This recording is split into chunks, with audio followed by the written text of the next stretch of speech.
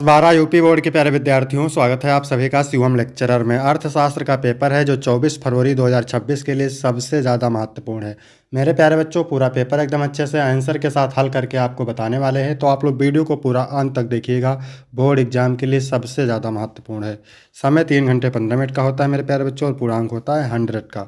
यहाँ पर थोड़ा सा निर्देश देख लेते हैं। निर्देश में क्या है? प्रारंभ के 15 मिनट परीक्षार्थियों को प्रश्न पत्र पढ़ने के लिए निर्धारित है। सभी प्रश्न अनिवार्य हैं। प्रश्न संख्या 1 से 10 बहुविकल्पीय है। प्रश्न संख्या 11 से 18 अति लघु उत्तरीय है, जिनका उत्तर आपको लगभग 50 शब्दों में, तथा प्रश्न संख्या 19 से 24 लघु उत्तरीय है, जिनका उत्तर आपको लगभग 150 शब्दों में देना है, तथा प्रश्न संख्या 25 से 27 विस्तृत उत्तरीय है, जिनका उत्तर आपको लगभग 300 शब्दों में देना है। सभी प्रश्नों के निर्धारित अंक उसके सामने अंकित हैं कि कौन सा प्रश्न कितने अंक का है।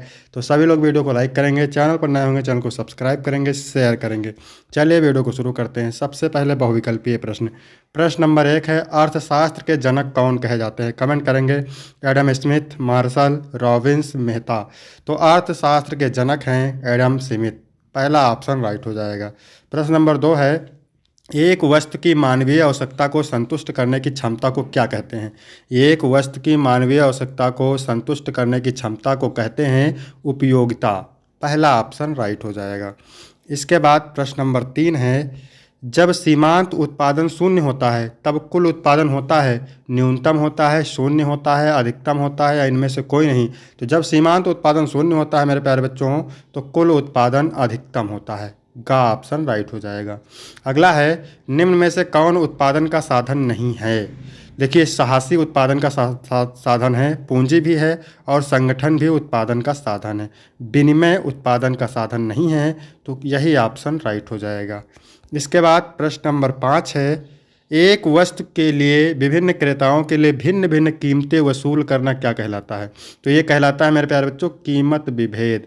ठीक है, जैसे एक ही वस्तु है और उसके लिए आप जो है अलग अलग खरीदारों से अलग अलग पैसा ले रहे हैं, तो कीमत विभेद कहलाएगा। ठीक है। उदासीन वक्र विश्लेषण किसने प्रतिपादित किया? मार्शल ने, हिक्स ने, रॉबिन्स ने, पिगू ने। तो उदासीन वक्र विश्लेषण हिक्स ने प्रतिपादित किया। दूसरा ऑप्शन राइट हो जाएगा। इसके बाद प्रश्न नंबर 7 है, वर्तमान युग में उत्पादन के कुल कितने साधन हैं? भैया 3, 4, 5 या 6? तो वर्तमान युग में उत्पादन के कुल 5 साधन हैं, तो गा ऑप्शन राइट हो जाएगा। 1 रुपये के नोट पर किसके हस्ताक्षर होते हैं? वित्त सचिव के, केंद्रीय बैंक के गवर्नर के, केंद्रीय वित्त मंत्री के, राज्य वित्त मंत्री के। तो 1 रुपये के नोट पर वित्त सचिव के हस्ताक्षर होते हैं। पहला ऑप्शन करेक्ट हो जाएगा।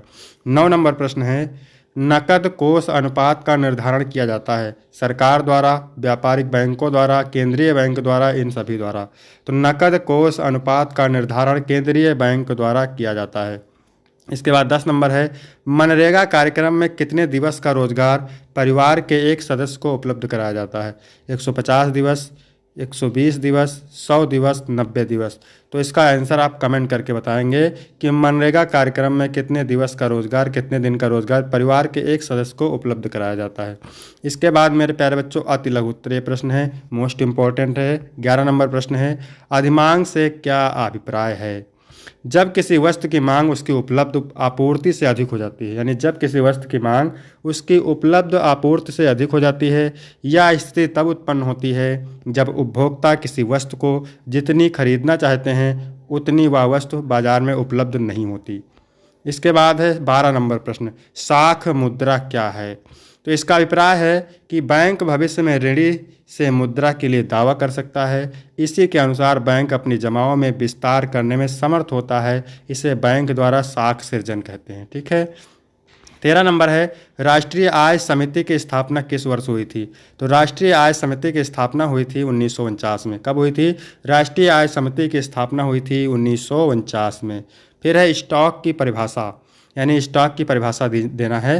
तो स्टॉक समय के लिए एक निश्चित बिंदु पर मापी जाने वाली वस्तु की मात्रा है। स्टॉक क्या है? समय के एक निश्चित बिंदु पर नापी जाने वाली एक वस्तु की मात्रा है। बाजार शब्द से क्या अभिप्राय है? तो बाजार ऐसे स्थान को कहते हैं जहां पर किसी भी वस्तु का व्यापार अर्थात क्रय विक्रय होता है। बाजार ऐसे स्थान को कहते हैं जहां पर किसी भी वस्तु का व्यापार क्रय विक्रय होता है। इसके बाद है, अंतिम वस्तुएं क्या होती हैं?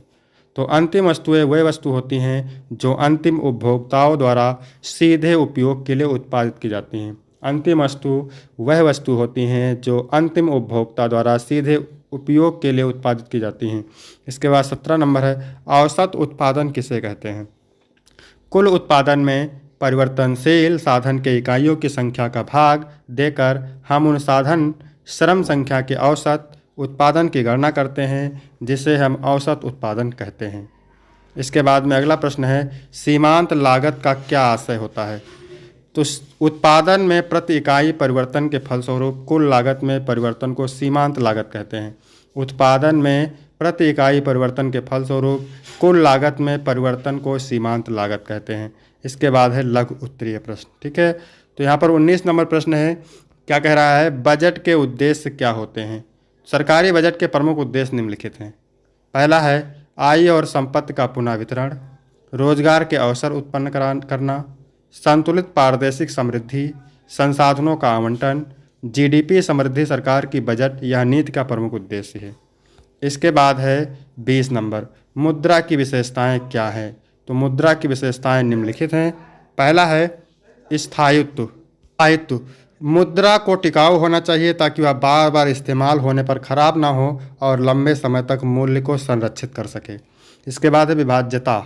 मुद्रा को आसानी से छोटे मूल्यों में विभाजित किया जा सके ताकि छोटे और बड़े लेन देन दोनों संभव हो सकें। एक रूपता। मुद्रा के प्रत्येक नोट या सिक्के का मूल्य और गुणवत्ता समान होनी चाहिए ताकि भ्रम की स्थिति ना हो। इसके बाद है सीमित आपूर्ति। मुद्रा की आपूर्ति सीमित होनी चाहिए ताकि उसके मूल्य में अचानक और अत्यधिक गिरावट न आए। इसके बाद है स्वीकार्यता। मुद्रा को व्यापक रूप से स्वीकार किया जाना चाहिए ताकि लोग इसे वस्तुओं और सेवाओं के लिए भुगतान के रूप में स्वीकार करने में विश्वास रखें। टिकाऊपन। मुद्रा को टिकाऊपन होना चाहिए और लंबे समय तक चलना चाहिए। इसके बाद है विनिमय का माध्यम। मुद्रा का उपयोग वस्तुओं और सेवाओं के क्रय विक्रय के लिए एक माध्यम के रूप में किया जाता है। इसके बाद है 21 नंबर, विदेशी विनिमय दर का अर्थ लिखिए। तो विदेशी विनिमय दर वह मूल्य है जिस पर एक देश की मुद्रा को दूसरे देश की मुद्रा में बदला जा सकता है। यह दर्शाता है कि एक देश की मुद्रा का मूल्य किसी अन्य मुद्रा के सापेक्ष कितना है। उदाहरण के लिए यदि डॉलर और रुपये की विनिमय दर 75 है तो इसका मतलब है कि एक अमेरिकी डॉलर को 75 भारतीय रुपये में बदला जा सकता है। यह दर अंतर्राष्ट्रीय व्यापार और वित्त में महत्वपूर्ण है क्योंकि यह वस्तुओं और सेवाओं की लागत निर्धारित करती है और पूंजी के प्रवाह को प्रभावित करती है। इसके बाद है 22 नंबर प्रश्न, प्रत्यक्ष कर और अप्रत्यक्ष कर में अंतर। प्रत्यक्ष कर और अप्रत्यक्ष कर में अंतर।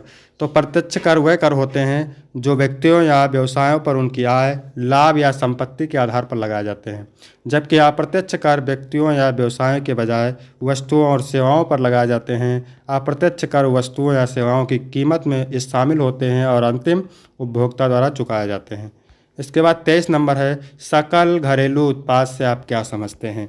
तो सकल घरेलू उत्पाद जीडीपी किसी देश की आर्थिक गतिविधि का एक संकेतक है जो एक निश्चित अवधि, आमतौर पर 1 वर्ष या तिमाही के दौरान किसी देश की सीमाओं के भीतर उत्पादित सभी तैयार वस्तुओं और सेवाओं के कुल बाजार मूल्य को मापता है।